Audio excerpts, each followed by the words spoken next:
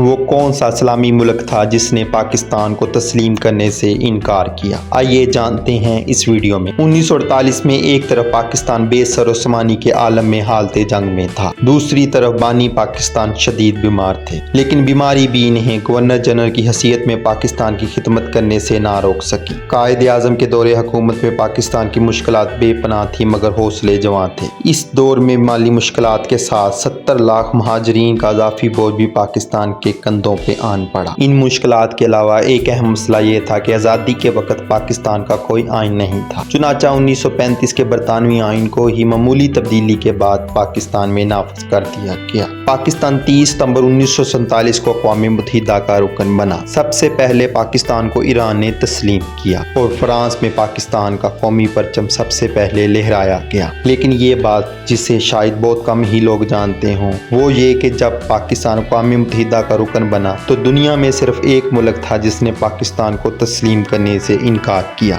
اور وہ ملک تھا برادر اسلامی ملک افغانستان۔ تو یہ تھے حالات جس میں قائد اعظم کو انتہائی خطرناک حالات میں بلوچستان کے شہر زیارت سے کراچی لایا گیا۔ آپ ایئرپورٹ پہ اترے تو بیماری سے نہ ڈال تھے، لیکن انہیں اس حالت میں لینے کے لیے کھٹارہ سی ایمبولینس بغیر نرس کے بھجوا دی گئی۔ اس پہ ستم یہ کہ ایمبولینس قائد اعظم کو ان کی رہائش گاہ تک پہنچانے سے پہلے ہی راستے میں خراب ہو گئی۔ جب دوسری ایمبولینس منگوائی گئی تو اس دوران انہیں 1 گھنٹے کا وقت لگ گیا، جس میں محترمہ فاطمہ جناب بیمار بانی پاکستان کو پنکھا جھیلتی رہیں۔ اس سوال کا جواب آج کسی کے پاس نہیں کہ خراب ایمبولینس بھیجنا ایک سازش تھی یا ایسا ایک بے سر و سامانی سے لڑتی ریاست میں کمیونیکیشن کی گیپ کی وجہ سے ہوا۔ ایسا بھی کہا جاتا ہے کہ قائد اعظم کی آمد کے بارے میں لیاقت علی خان آگاہ ہی نہیں تھے۔ یہ عذر بھی پیش کیا جاتا ہے کہ اس وقت پورے کراچی میں صرف 2 ایمبولینسز تھیں، جس میں سے ایک کو قائد کے لیے بھیج دیا گیا۔ شاید یہ کمیونیکیشن کی تاریخی غلطی ہو، لیکن بہت سے لوگ آج بھی یہ مانتے ہیں کہ خراب ایمبولینس بھیجنا دراصل ایک سوچی سمجھی سازش تھی۔ قائد اعظم جب گھر پہنچے تو بیماری سے